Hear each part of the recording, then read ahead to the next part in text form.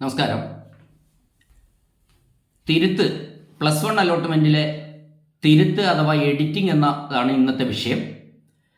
നമുക്ക് ഏകജാലക സംവിധാനത്തിൽ അപേക്ഷ കൊടുത്തവർക്ക് ഏതെങ്കിലും തരത്തിലുള്ള അപേക്ഷ കൊടുക്കുമ്പോൾ ഏതെങ്കിലും തരത്തിലുള്ള അപാകതകൾ വന്നിട്ടുണ്ടെങ്കിൽ, അല്ല നമ്മൾ ഓപ്ഷനുകളൊക്കെ ഒന്ന് മാറ്റി കൊടുക്കണമെങ്കിൽ ഈ സമയത്ത് നമുക്ക് ആയത് തിരുത്താവുന്നതാണ്, എഡിറ്റ് ചെയ്യാവുന്നതാണ്.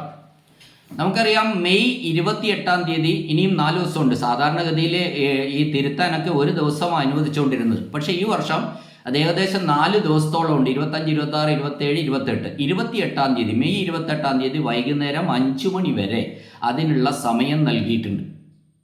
ഇതിൽ നേരത്തെ ഉള്ളതിൽ നിന്നും വ്യത്യസ്തമായി ഇപ്രാവശ്യം പേരിൽ എന്തെങ്കിലും നമ്മൾ പേര് കൊടുത്തപ്പോൾ ഏതെങ്കിലും തരത്തിലുള്ള അപാകം സംഭവിച്ചിട്ടുണ്ടെങ്കിൽ ആയതുകൂടി തിരുത്താൻ അനുമതി നൽകിയിട്ടുണ്ട്. നേരത്തെ പേരില്ലായിരുന്നു.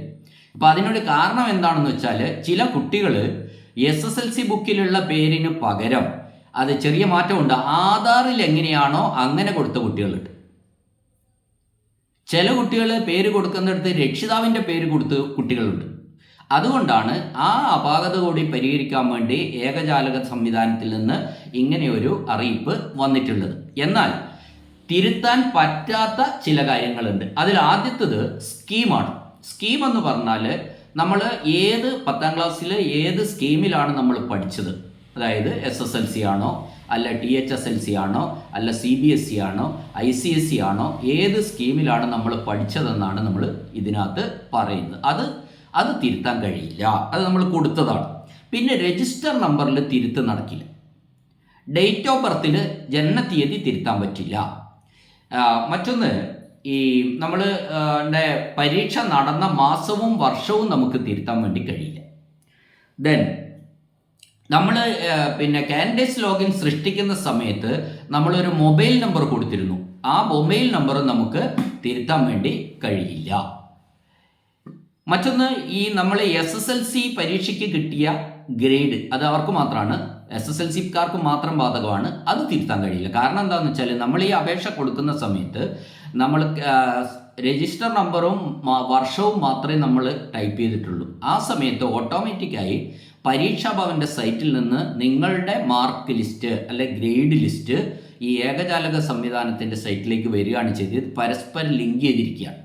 അപ്പോൾ അവിടെ യഥാർത്ഥത്തിൽ എന്താണോ നമുക്കുള്ളത് അത് ഇങ്ങോട്ട് വന്നുകൊള്ളും, നമ്മളൊന്നും ചെയ്യേണ്ടതില്ല. അപ്പോൾ SSLCയിലെ ഗ്രേഡ് തിരുത്താൻ കഴിയില്ല. എന്നാൽ ബാക്കിയുള്ളതിൽ CBSEയിലോ മറ്റുള്ളവരിലൊക്കെ എന്തെങ്കിലും പിശക് പറ്റി, ICSEയിലോ CBSEയിലൊക്കെ പിശകുകൾ പറ്റിയാൽ, ആയത് ഇപ്പോൾ മാർക്കിൽ ഗ്രേഡ് കൊടുക്കുന്ന സമയത്ത് അല്ലെങ്കിൽ മാർക്ക് കൊടുക്കുന്ന സമയത്ത് എന്തെങ്കിലും തെറ്റുകൾ പറ്റിയിട്ടുണ്ടെങ്കിൽ ആയത് ഇപ്പോൾ തിരുത്താവുന്നതാണ്. ഇനി ബാക്കി എല്ലാ കാര്യങ്ങളും നമുക്ക് തിരുത്താം. ഞാനീ പറഞ്ഞതൊഴികെ ബാക്കി എല്ലാ കാര്യങ്ങളും നമുക്ക് തിരുത്താം. എങ്ങനെ തിരുത്താം, തിരുത്തൽ എങ്ങനെ നടത്തണമെന്ന് വിചാരിച്ചു വെച്ചാൽ, നമ്മളൊരു പ്രിൻ്റ് ഔട്ട് എടുത്തിട്ടുണ്ടാവും. നമ്മൾ കൊടുത്ത അപേക്ഷയുടെ പ്രിൻ്റ് ഔട്ട് നമ്മൾ എടുത്തിട്ടുണ്ട്. ആ അപേക്ഷയിൽ പറഞ്ഞിരിക്കുന്ന പ്രിൻ്റ് ഔട്ടിൽ നമ്മൾ ഓരോ വരിയും നമ്മൾ വായിച്ചു നോക്കുക. ശരിക്കും നമ്മൾ എല്ലാം കറക്റ്റ് ആണോ എന്ന് പരിശോധിക്കുക. അങ്ങനെ കറക്റ്റ് ആണെങ്കിൽ നമ്മൾ തിരുത്തേണ്ട ആവശ്യമില്ല. ഒരു കുട്ടിയും തിരുത്തണ്ട. തിരുത്ത് ആവശ്യമില്ലാത്ത കുട്ടികൾ, ഞാൻ കൊടുത്ത അപേക്ഷകളിലെല്ലാം കൃത്യമാണ്, ഞാൻ കൊടുത്ത ഓപ്ഷൻ ഒന്നും മാറ്റേണ്ട ആവശ്യമില്ല എങ്കിൽ ആ കുട്ടികൾ തിരുത്തേണ്ട ആവശ്യമില്ല. ആ കുട്ടികൾ തിരുത്തലിനെ കുറിച്ച് ചിന്തിക്കുക പോലും വേണ്ട. അത് എങ്ങനെയാണോ നമ്മൾ കൊടുത്തത് അത് അതുപോലെ നിന്നോട്ടെ എന്ന് മാത്രം വിചാരിച്ചാൽ മതി. ഇനി നമ്മൾ ഈ 1-2 എക്സാമ്പിൾ ഇവിടെ ഞാൻ പറയാം. ഒന്ന്, ഞാൻ കൊടുത്തപ്പോൾ അപേക്ഷ കൊടുത്തപ്പോൾ ഓരോ കുട്ടിയും പറയും NMMS അറിയാതെ യെസ് എന്ന് പറഞ്ഞു പോയി. ഞാൻ NMMS കിട്ടിയ കുട്ടിയാണ് എന്ന് അറിയാതെ ഞാൻ പറഞ്ഞു പോയി അപേക്ഷ കൊടുത്തപ്പോൾ. എന്നാൽ യഥാർത്ഥത്തിൽ എനിക്ക് NMMS കിട്ടിയിട്ടില്ല, സർട്ടിഫിക്കറ്റും ഇല്ല, അല്ലെ റിസൾട്ട് അറിഞ്ഞ ആ ഷീറ്റും ഇല്ല. അങ്ങനെയെങ്കിൽ നമ്മൾ അതിപ്പം NMMS ഇല്ല എന്ന ആ ഓപ്ഷനിലേക്ക് മാറുക. NMMS കിട്ടിയിട്ടില്ല എന്ന് നോ ആയിട്ട് കൊടുക്കുക. അങ്ങനെ കൊടുക്കാതിരുന്നാൽ അതവിടെ കിടന്നോട്ടെ എന്നെങ്ങാനും വിചാരിച്ചാൽ നമ്മൾ ഏകജാലക സംവിധാനത്തിൽ നിന്ന് ഇൻ്റർവ്യൂ സമയത്ത് നമ്മളെ പുറത്താക്കും, നമുക്കൊന്നും കിട്ടാതെ വരും. രണ്ടാമത്തത്, ഇനി നമ്മൾ സ്കൗട്ട് ആൻഡ് ഗൈഡിൽ അംഗമാണ് ഞാൻ. ആ സ്കൗട്ട് ആൻഡ് ഗൈഡിൽ അംഗമായ ഞാൻ എന്ത് ചെയ്തില്ല, ഈ അവിടെ അത് കൊടുക്കാൻ വിട്ടുപോയി. സ്കൗട്ട് ആൻഡ് ഗൈഡിൽ കൊടുത്തിട്ട് കാര്യമില്ല, ഗ്രേസ് മാർക്ക് നമുക്ക് നേരത്തെ കിട്ടിയിട്ടുണ്ടെങ്കിൽ കൊടുത്തിട്ട് കാര്യമില്ല. എന്നാലും ഉണ്ടോ എന്ന് ചോദിച്ചപ്പോൾ ഞാനിത് കൊടുക്കാൻ വിട്ടുപോയി ആ സമയത്ത്. അവർക്ക് ഇപ്പോൾ ആ സ്കൗട്ട് ആൻഡ് ഗൈഡിൽ അംഗമാണ് എന്നുള്ള വിവരം ഇപ്പോൾ നമ്മൾ അപേക്ഷയിൽ കൊടുക്കാം. എന്നാൽ അത് ഇതുപോലെയുള്ള എക്സാമ്പിൾസ് ആണ് നമുക്ക് മറ്റുള്ള കാര്യങ്ങളിൽ തിരുത്താനുള്ളത്. ആഡ് ചെയ്യാം, കൊടുത്തത് തെറ്റാണെങ്കിൽ ഒഴിവാക്കാം, അല്ലെങ്കിൽ കൊടുക്കാത്തത് എന്തുണ്ടെങ്കിൽ നമുക്ക് ഇപ്പോൾ ആഡ് ചെയ്യാം. ഇനി ഞാൻ ഓപ്ഷൻ ചേഞ്ച് ചെയ്യുന്നതിനെ പറ്റിയാണ് പറയുന്നത്. നിങ്ങൾ കൊടുത്ത ഓപ്ഷനുകൾ ചേഞ്ച് ചെയ്യുന്നത് എങ്ങനെയാണ്? ഞാൻ കുറേ എക്സാമ്പിൾസ് ഞാൻ എടുത്തിട്ടുണ്ട്. ആ എക്സാമ്പിൾസിൽ ഏതെങ്കിലും വിഭാഗത്തിലാണ് നിങ്ങൾ വരുന്നതെങ്കിൽ നിങ്ങൾ ആ രീതിയിൽ വേണ്ട പോലെ അത് തിരുത്തുക ഓപ്ഷൻ എന്നാണ് എനിക്ക് ഈ സമയത്ത് നിങ്ങളോട് പറയാനുള്ളത്. ആദ്യമായിട്ട് പറയാനുള്ളത്, ഈ ഓപ്ഷൻ തിരുത്തുന്നത് ട്രയൽ അലോട്ട്മെൻറ്റിൽ കിട്ടാത്തവർക്കും തിരുത്താം. ട്രയൽ അലോട്ട്മെൻറ്റിൽ കിട്ടിയവർ മാത്രമല്ല തിരുത്തേണ്ടത്, കിട്ടാത്തവർക്കും തിരുത്താവുന്നതാണ്. ചിലർക്ക് ട്രയൽ അലോട്ട്മെൻറ്റിൽ sorry you have not allotment എന്ന് കാണുന്ന ഒരു വാചകം ഉണ്ടാവും. അത്തരക്കാർക്കും ഇവിടെ ഓപ്ഷനുകൾ തിരുത്താവുന്നതാണ്. പിന്നെ കിട്ടാത്തവരെന്ത് ചെയ്യണമെന്ന് വെച്ചാൽ പ്രത്യേകിച്ച് ഓപ്ഷനുകൾ കൂട്ടിച്ചേർക്കുക. ഇപ്പം നിങ്ങൾ വിചാരിക്കുക, നമ്മളൊരു 10 സ്കൂളിലേ കൊടുത്തിട്ടുള്ളൂ, 10 ഓപ്ഷൻ, സ്കൂളിലല്ല 10 ഓപ്ഷൻ. 10 ഓപ്ഷൻ എന്ന് പറഞ്ഞാൽ ഇപ്പം മിക്കവാറും സ്കൂളുകളിൽ സയൻസ് ഉണ്ടാവും, കമ്പ്യൂട്ടറുള്ള സയൻസ് ഉണ്ടാവാം, ഹ്യൂമാനിറ്റീസിൻ്റെ 2 ഗ്രൂപ്പ് ഉണ്ട് ചിലയിടത്ത്, കൊമേഴ്സിനും 2, കമ്പ്യൂട്ടർ സയൻസും അല്ലാത്തതുമായിട്ടുള്ള കൊമേഴ്സ് ഉണ്ട്. ഇങ്ങനെ 4 or 5 കോഴ്സുകൾ മിക്കവാറും സ്കൂളിലുണ്ട്. അപ്പോൾ ഒരു 5 സ്കൂൾ എടുത്താൽ തന്നെ നമുക്ക് അവിടെ ഒരു 25 ഓപ്ഷൻ കൊടുക്കാം. അപ്പം നമ്മൾ കുറഞ്ഞ ഓപ്ഷനെ ചില കുട്ടികൾ കൊടുത്തിട്ടുള്ളൂ. നേരത്തെ 10 ഓപ്ഷൻ വരെ കൊടുത്തു, അല്ലെങ്കിൽ 5 ഓപ്ഷൻ വരെ കൊടുത്തിട്ടുള്ളൂ, ഒന്നും കിട്ടിയിട്ടില്ല. എങ്കിൽ കുട്ടികൾ എന്ത് ചെയ്യുക?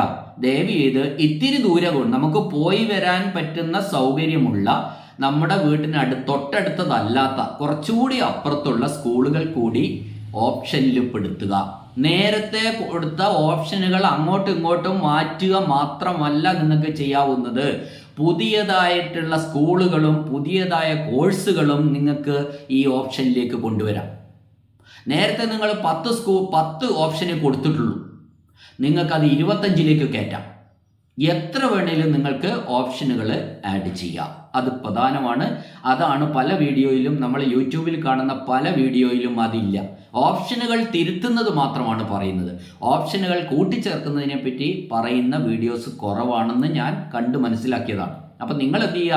പ്രത്യേകിച്ച് കിട്ടാത്ത കുട്ടികൾ, ട്രയൽ അലോട്ട്മെൻറ്റിൽ കിട്ടാത്ത കുട്ടികൾ, നമ്മൾ നേരത്തെയുള്ള നമ്മുടെ വാശിയൊക്കെ മാറ്റി വെക്കുക. ഞാൻ ഇന്ന സ്കൂളിൽ പോകും, അവിടെ ഈ കോഴ്സ് കിട്ടിയാലേ ഞാൻ പഠിക്കും എന്നൊക്കെയുള്ള വാശി മാറ്റി വെച്ചിട്ട് നമുക്ക് തൊട്ടടുത്തുള്ള, പോയി വരാൻ പറ്റുന്ന ഡിസ്റ്റൻസിലുള്ള ഒരു 4-5-6 സ്കൂളുകളിൽ പരമാവധി ഓപ്ഷനുകൾ കൊടുക്കുക. അപ്പോൾ പരമാവധി ഓപ്ഷന് 5-6 സ്കൂളിൽ കൊടുക്കുമ്പോൾ നമുക്ക് ഏകദേശം ഒരു 30 ഓപ്ഷനെങ്കിലും കൊടുക്കാൻ വേണ്ടി പറ്റും. നിങ്ങൾ എവിടെയെങ്കിലും കൊടുക്കും, നിങ്ങൾക്ക് എവിടെയെങ്കിലും 2ാമത്തെ അലോട്ട്മെൻറ്റിൽ നിങ്ങൾക്ക്, അല്ലെങ്കിൽ 10ാമത്തെ അലോട്ട്മെൻറ്റിൽ, ഏറ്റവും ചുരുങ്ങിയത് നിങ്ങൾ 16-ാം തീയതി നടക്കുന്ന അലോട്ട്മെൻറ്റിലെങ്കിലും നിങ്ങൾക്ക് നിങ്ങൾ കൊടുത്ത ഏതെങ്കിലും സ്കൂളിൽ കിട്ടും. നമുക്ക് ഒന്നും കിട്ടാത്തതിലും നല്ലത് ഏതാണ്? ഏതെങ്കിലും സ്കൂളിൽ ഏതെങ്കിലും കോഴ്സുകൾ കിട്ടുന്നതാണ് നമുക്ക് ഒന്നും കിട്ടാത്തതിലും നല്ലത് എന്നാണ് എനിക്ക് പറയാനുള്ളത്. അപ്പോൾ പറയാനുള്ള പ്രധാനപ്പെട്ട കാര്യം, ഈ തിരുത്തിൻ്റെ സമയത്ത് നമ്മൾ സ്കൂളുകൾ മാറ്റലും മാത്രമല്ല, പുതിയതായിട്ട് നമുക്ക് സ്കൂളുകളും കോഴ്സുകളും കൂട്ടിച്ചേർക്കാമെന്നുള്ളതാണ്. ഞാൻ പറഞ്ഞത് നിങ്ങൾക്ക് വ്യക്തമാണല്ലോ. ഈ തിരുത്ത് എന്ന് പറയുന്നത് ഒരു പുതിയ അപേക്ഷ കൊടുക്കും പോലെ തന്നെയാണ് എന്ന് നിങ്ങൾ മനസ്സിലാക്കുക. പുതിയതായി ഒരു അപേക്ഷ കൊടുക്കും പോലെ നിങ്ങൾ ഇതിനെ കണ്ടാൽ മതി. നിങ്ങളിതിന് ചെയ്യേണ്ട കാര്യം എന്താ? ഒരു വെള്ള പേപ്പർ എടുക്കുക. 1 മുതൽ, നിങ്ങൾക്ക് 30 കോഴ്സ് ഉണ്ട്, 1 മുതൽ തൊട്ടടുത്ത സ്കൂളുകളിലെല്ലാം വെച്ചിട്ട് കോഴ്സ് നമ്പർ നോക്കുക. 1 മുതൽ 30 വരെ ഓപ്ഷൻ വെള്ള പേപ്പറിൽ എഴുതിയുണ്ടാക്കുക. നേരത്തെ കൊടുത്തത് അവിടെ നിൽക്കട്ടെ. 1 മുതൽ 30 വരെ ഓപ്ഷൻ, അല്ലെ 1 മുതൽ 25 വരെ ഓപ്ഷൻ. നമുക്ക് പോയി വരാൻ സൗകര്യത്തിലുള്ള സ്കൂളുകളിലുള്ള കോഴ്സുകൾ പരിശോധിക്കുക, ആ കോഡ് നമ്പർ എടുക്കുക, അവിടെ കൊടുക്കുക. അത് എഴുതി ഉണ്ടാക്കിയിട്ട് നമ്മൾ എവിടെയാ, കമ്പ്യൂട്ടർ സെൻറ്ററിലാണോ അക്ഷയ സെൻറ്ററിലാണോ പോവുക, എനിക്ക് ഓപ്ഷനുകളിൽ മാറ്റം വരുത്തണം, ആ ഓപ്ഷൻ ഇതുപോലെ ആവണം എന്ന് പറഞ്ഞാൽ നേരത്തെ ഉള്ളതെല്ലാം ഡിലീറ്റ് ചെയ്ത് പുതിയതായിട്ട് ഒരെണ്ണം അവർ ടൈപ്പ് ചെയ്ത് കയറ്റും. ഇങ്ങനെ ചെയ്യണം, പ്രത്യേകിച്ച് കിട്ടാത്തവരെ. അതാണ് ഞാൻ അപ്പോൾ കിട്ടാത്തവരും കിട്ടിയവർക്കും സ്കൂൾ ഇനിയിപ്പോൾ കിട്ടാത്തവരുടെ കാര്യം ഞാനിപ്പോൾ പറഞ്ഞത്. ഇനി കിട്ടിയവരുണ്ടെന്ന് വെച്ചോ, അവർക്കും സ്കൂളുകൾ കൂട്ടിച്ചേർക്കാം, പുതിയതായിട്ട് സ്കൂളുകൾ കൂട്ടിച്ചേർക്കാം. ഞാൻ കുറേ എക്സാമ്പിൾസ് പറഞ്ഞിട്ടുണ്ട്, വരുന്നുണ്ട്, നിങ്ങളതൊന്ന് കേട്ടു നോക്ക്. ഇനി എനിക്ക് ഞാൻ കൊടുത്ത ഫസ്റ്റ് അലോട്ട്മെൻറ്റ് കിട്ടി, ഫസ്റ്റ് ട്രയൽ അലോട്ട്മെൻറ്റിൽ 1ാം സ്ഥാനത്ത് ഞാൻ കൊടുത്ത സ്കൂൾ കിട്ടി, ഞാൻ കൊടുത്ത കോഴ്സ് കിട്ടി എനിക്ക്. പക്ഷേ ഞാൻ അന്ന് കൊടുത്ത സ്കൂളല്ല എനിക്കിപ്പോൾ താല്പര്യം. ഈ ലിസ്റ്റിൽ ഒന്നും കൊടുക്കാത്ത ഒരു സ്കൂളാണ് എനിക്ക് താല്പര്യം എന്ന് വിചാരിക്കുക. അങ്ങനെയുള്ള കുട്ടികൾ ഉണ്ടാവുമല്ലോ. അങ്ങനെ ആ സ്കൂൾ ഞാൻ നേരത്തെ കൊടുത്തതല്ല, നേരത്തെ കൊടുത്ത അപേക്ഷയിൽ ആ സ്കൂളില്ല. അങ്ങനെയാണ്. അപ്പം ഞാൻ സ്കൂളിനെ പറ്റിയും അവിടുത്തെ പഠന രീതികളെ പറ്റിയൊക്കെ പിന്നീടാണ് അറിഞ്ഞത്. അതുകൊണ്ട് ഞാൻ അന്ന് കൊടുത്തില്ല, ഇപ്പം കൊടുക്കാം. ഇപ്പം നിങ്ങൾ ഏതിൽ കൊടുക്കണം? ഫസ്റ്റ് 1ാമത്തെ ഓപ്ഷനിലെ 1ാമത്തെ ആളായിട്ട് നിങ്ങൾ ആ പുതിയതായിട്ട് ഇഷ്ടപ്പെട്ട സ്കൂള് നിങ്ങൾക്ക് കൊടുക്കാം. പിന്നെ ഏതാണോ നിങ്ങൾക്ക് ഇഷ്ടത്തിൻ്റെ ക്രമം, അതിനനുസരിച്ച് ആ ക്രമം മാറ്റി കൊടുക്കുക. ഒരു ചാൻസാണ് ഞാൻ പറഞ്ഞത്. ഇനി 1ാമത്തെ ഓപ്ഷൻ കിട്ടി, ഞാൻ 1ാമത് കൊടുത്ത ഫസ്റ്റ് ഓപ്ഷൻ എനിക്ക് കിട്ടി. ഫസ്റ്റ് ഓപ്ഷനിൽ കൊടുത്ത കോഴ്സ് തന്നെയാണ് കിട്ടിയത്. എനിക്കത് ഇഷ്ടപ്പെട്ട സ്കൂളാണ്, എനിക്ക് അവിടെ പഠിക്കാനാണ് താല്പര്യം എങ്കിൽ നിങ്ങൾ ഒന്നും ചെയ്യേണ്ടതില്ല, ഓപ്ഷൻ തിരുത്തേണ്ട ആവശ്യമേ ഇല്ല. അത് അതുപോലെ നിന്നോട്ടെ. ഇനി ഫസ്റ്റ് ഓപ്ഷൻ ഞാൻ കൊടുത്തു, അടുത്ത കേസാണ്, വേറൊരു കേസ്. ഫസ്റ്റ് ഓപ്ഷൻ ഞാൻ കൊടുത്തത് കിട്ടി, പക്ഷേ ഇനി ഞാൻ അവിടെ എന്തായാലും പഠിക്കുന്നില്ല, അത് മോശം ഇതാണ്, അവിടുത്തെ ബാച്ചൊന്നും പോരാ, അവിടുത്തെ സ്കൂൾ അത്ര പോരാ എന്നാണ് അഭിപ്രായം. അതുകൊണ്ട് ഞാൻ അങ്ങോട്ട് പോകാനേ തയ്യാറില്ല, എനിക്ക് സെക്കൻഡ് മതി, 2ാമത്തത് മതി, 1ാമത്തെ എനിക്ക് വേണ്ട. അപ്പോൾ ഇപ്പോൾ 1ാമത്തെ നമുക്ക് കിട്ടി നിൽക്കുകയാണല്ലോ ട്രയലിൽ. ഓർമ്മിക്കുക, ഇത് ട്രയലാണ്, ഇത് ട്രയൽ മാത്രമാണ്. ആ കിട്ടിയതൊന്നുമല്ല യഥാർത്ഥം, അത് 2ാം തീയതി വരുന്നതാണ് യഥാർത്ഥം. അപ്പോൾ നമുക്ക് ഇപ്പോൾ 1ാം സ്ഥാനത്ത് നിൽക്കുന്ന സ്കൂള് എനിക്ക് കിട്ടി, കോഴ്സും കിട്ടി, പക്ഷേ എനിക്കത് വേണ്ട. ഞാൻ 2ാമത് കിട്ടുന്ന സ്കൂളിൽ, അപ്പോൾ 2ാമത് കിട്ടാൻ ഇനി എന്ത് ചെയ്താൽ മതി? അതിന് 1ാമത്തെ സ്കൂൾ 1ാമത്തെ ഓപ്ഷൻ എടുത്തിട്ട് ഏറ്റവും ലാസ്റ്റിൽ കൊടുക്കുക. 2ാമത്തെ ഓപ്ഷൻ ഇപ്പം നിലവിൽ 2ാമത്തെ ആയിരുന്നു നിങ്ങൾക്ക് ഇഷ്ടപ്പെട്ടതെങ്കിൽ ആ 2ാമത്തെ എടുത്തിട്ട് ഫസ്റ്റ് ഓപ്ഷനായിട്ട് കൊടുക്കുക, തിരുത്തുക. അപ്പം നിങ്ങൾക്ക് ഈ 2ാമത് കിട്ടുന്ന 2ാമതായിട്ട് കൊടുത്ത സ്കൂളിൽ ഉറപ്പായിട്ടും നിങ്ങൾ 2ാം തീയതി അലോട്ട്മെൻറ്റ് കിട്ടും. ഇനി അതാണ് വേറൊരു കേസ്. പലതരം കേസുകളാണ് ഞാൻ ഇവിടെ അടുത്ത് പറയുന്നത്. ഇനി കുറേ സ്കൂളുകൾ ഞാൻ കൊടുത്തു, അപേക്ഷ നേരത്തെ സമർപ്പിച്ചപ്പോൾ കുറേ സ്കൂളുകൾ കൊടുത്തു. പിന്നീട് ഞാൻ അറിഞ്ഞത് 1-2 സ്കൂളുകൾ, ഞാൻ കൊടുത്ത 1-2 സ്കൂളുകൾ അത്ര പോരാ. അവിടെ കോഴ്സുകളൊന്നും, ഒരു അധ്യാപകരുടെ കുറവുണ്ട്, പിന്നെ കുറേ ഒഴിവുകൾ നിൽക്കുന്ന കുട്ടികൾ, പിന്നെ അവിടെ അച്ചടക്ക പ്രശ്നങ്ങളുണ്ട്. സ്കൂളുകളെ പറ്റി നല്ല അഭിപ്രായം ഇല്ല, 1ാമത്തെയും 2ാമത്തെ സ്കൂളിനെ പറ്റി. ഞാൻ കുറേ കഴിഞ്ഞാൽ മനസ്സിലാക്കിയത്. എന്ത് ചെയ്താൽ മതി? അവിടെ ഞാൻ എന്തായാലും എനിക്ക് വേണ്ട, ആ വേണ്ടാത്ത സ്കൂളുകൾ എടുത്ത് ഏറ്റവും ലാസ്റ്റിലിടുക. നിങ്ങൾ ആ 1-2 സ്കൂളിൽ കൊടുത്തത് ലാസ്റ്റിലേക്ക് കൊണ്ടുപോവുക. നിങ്ങൾക്ക് ഏതാണ് ഇപ്പോൾ ഏറ്റവും ഇഷ്ടമായിട്ട് നിൽക്കുന്നത് അന്വേഷിച്ചപ്പോൾ അത് 1ലേക്കും അതിൻ്റെ ക്രമം മാറ്റി കൊടുക്കുക. ഇനി ഒരു സ്കൂള് കിട്ടി, അങ്ങനെ സംഭവിക്കാം. ഒരു സ്കൂളിൽ ട്രയൽ അലോട്ട്മെൻറ്റിൽ ഒരു സ്കൂളിൽ കിട്ടി, ഫോർ എക്സാമ്പിൾ 5ാമത്തെ ഓപ്ഷൻ എനിക്ക് കിട്ടി. പക്ഷെ ഞാൻ പിന്നെ പരിശോധിച്ചപ്പോഴാണ് എനിക്ക് മനസ്സിലായത് 7ാമത്തെ ഓപ്ഷനെ എനിക്ക് വേണ്ട, അതിൻ്റെ താഴെയുള്ളതാണ് വേണ്ടത്. അത് ഇതുപോലെ നിന്നാൽ എനിക്ക് താഴെയുള്ളതിലേക്ക് ഇനി പോവില്ലല്ലോ, മേലേക്കല്ലേ പോവുള്ളൂ. അപ്പോൾ 7ാമത്തെ ഓപ്ഷനാണ് എനിക്ക് വേണ്ടത്. പക്ഷേ അപ്പോൾ നിങ്ങൾ എന്ത് ചെയ്യുക? ഈ 5ാമത്തെ ഓപ്ഷൻ 7ാമത്തെ ഓപ്ഷൻ എടുത്തിട്ട് 5ൽ കൊടുക്കുക. 7ാമത്തെ ഓപ്ഷൻ എടുത്ത് 5ൽ കൊടുക്കുക, 5ാമത്തെ ഓപ്ഷൻ എടുത്ത് അതിൻ്റെ താഴെ കൊടുക്കുക. അപ്പോൾ തീർച്ചയായിട്ടും നിങ്ങൾക്ക് ഈ 7ാമത്തെ ഓപ്ഷനിലേക്ക് അലോട്ട്മെൻറ്റ് കയറി വരും, ഒരു സംശയമില്ല. കാരണം നിങ്ങളുടെ പ്രിഫറൻസ് 5ാമത് കൊടുത്ത സ്കൂളിനേക്കാൾ പ്രിഫറൻസ് 7ാമതിനാകുമ്പോണ്ടോ 7ാമത് കൊടുത്ത സ്കൂൾ നിങ്ങൾ 5ാം സ്ഥാനത്തേക്ക് കൊണ്ടുവരും. ഇതുപോലെ ചിന്തിക്കണം. ഇനി വെള്ള പേപ്പറിൽ ഇതാണ് പ്രധാനമായിട്ട് പറയുന്നത്. നമ്മൾ ഒരു ഈ ഓപ്ഷൻസിൻ്റെ പുതിയൊരു ലിസ്റ്റ് വെള്ള പേപ്പറിൽ നിങ്ങൾ എഴുതി ഉണ്ടാക്കുക, നിർബന്ധം. അത് നമുക്കിഷ്ടമുള്ള ക്രമത്തിൽ നമ്മുടെ കൂട്ടുകാരൊക്കെ പറഞ്ഞ ഏത് സ്കൂളാണെന്ന് നല്ല അഭിപ്രായമുള്ള, നമുക്ക് പഠിക്കാൻ ഏറ്റവും താല്പര്യമുള്ള, ഒരുപക്ഷെ നമ്മൾ പഠിച്ച സ്കൂൾ തന്നെ ആയിരിക്കാം, അതെല്ലാം ഉൾപ്പെടുത്തിയിട്ടുള്ള വെള്ള പേപ്പറിൽ ഒരു പുതിയ ലിസ്റ്റ് ഉണ്ടാക്കുക ഓപ്ഷൻ. ആ പുതിയ ലിസ്റ്റ് വേണം നമ്മൾ കമ്പ്യൂട്ടർ സെൻറ്ററിലോ അക്ഷയ സെൻറ്ററിലോ കൊടുത്തിട്ട് എനിക്ക് ഇതുപോലെ ആവണം. അപ്പോൾ അവർ നോക്കി 1 മുതൽ അത് ക്രമത്തിൽ ടൈപ്പ് ചെയ്ത് വരും. ഇനി വളരെ പ്രധാനപ്പെട്ട വേറൊരു കേസ്, ഞാനിങ്ങനെ ഓപ്ഷനൊക്കെ കൊടുത്തു. എനിക്ക് ട്രയൽ അലോട്ട്മെൻറ്റിൽ 3ാമത്തെ സ്കൂളാണ് കിട്ടിയത്.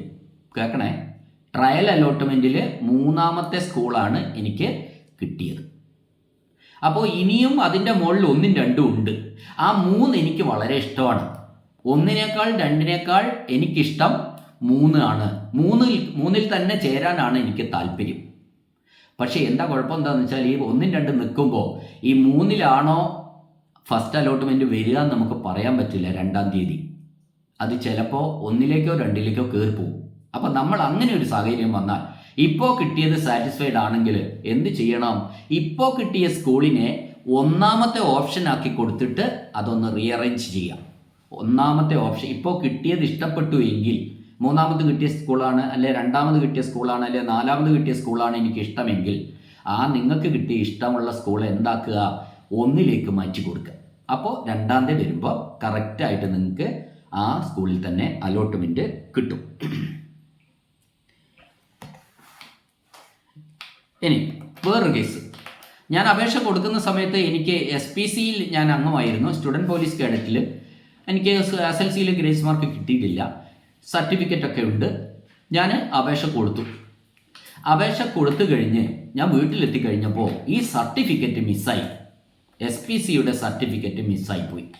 അങ്ങനെ സർട്ടിഫിക്കറ്റ് നമ്മൾ കൊടുത്ത ഏതെങ്കിലും വിഭാഗത്തിൻ്റെ സർട്ടിഫിക്കറ്റുകൾ പിന്നീട് നഷ്ടപ്പെട്ടു പോയിട്ടുണ്ടെങ്കിൽ ആ ഇൻ്റർവ്യൂ സമയത്ത് അത് ഹാജരാക്കിയേ പറ്റൂ. നമ്മൾ എന്ത് ചെയ്യുക? ആ SPCയുടെ ക്ലെയിം അങ്ങോട്ട് ഒഴിവാക്കുക ഈ സമയത്ത്. അതിനൊക്കെ സമയമുണ്ട്, അല്ലാതെ ഒരു മാർഗവും ഇല്ല. സർട്ടിഫിക്കറ്റ് ഇല്ലെങ്കിൽ അന്നേരം സംഭവിക്കില്ല. നമ്മൾ ഇൻ്റർവ്യൂ സമയത്ത് ബോണസ് പോയിന്റിന് എന്തൊക്കെ നമ്മൾ ക്ലെയിം കൊടുത്തിട്ടുണ്ടോ അതിൻ്റെയൊക്കെ ഒറിജിനൽ സർട്ടിഫിക്കറ്റ് ആ സമയത്ത് ഉണ്ടാവണം, നിർബന്ധം. ആ ഒറിജിനൽ സർട്ടിഫിക്കറ്റ് നമ്മൾ അന്നേരം കൊടുക്കേണ്ടത് നിർബന്ധമാണ്. അത് കൊടുത്തില്ല എങ്കിൽ നമ്മൾ ഈ അലോട്ട്മെൻറ്റ് പ്രക്രിയയിൽ നിന്ന് നമ്മളെ പുറത്താക്കും, ഒരു സംശയവും വേണ്ട. അതുകൊണ്ട് ഇത്തരത്തിൽ ഏതെങ്കിലും സർട്ടിഫിക്കറ്റ്, ഇപ്പോൾ EWS എഡ്യൂക്കേഷണലി വീക്കർ സെക്ഷനിൽ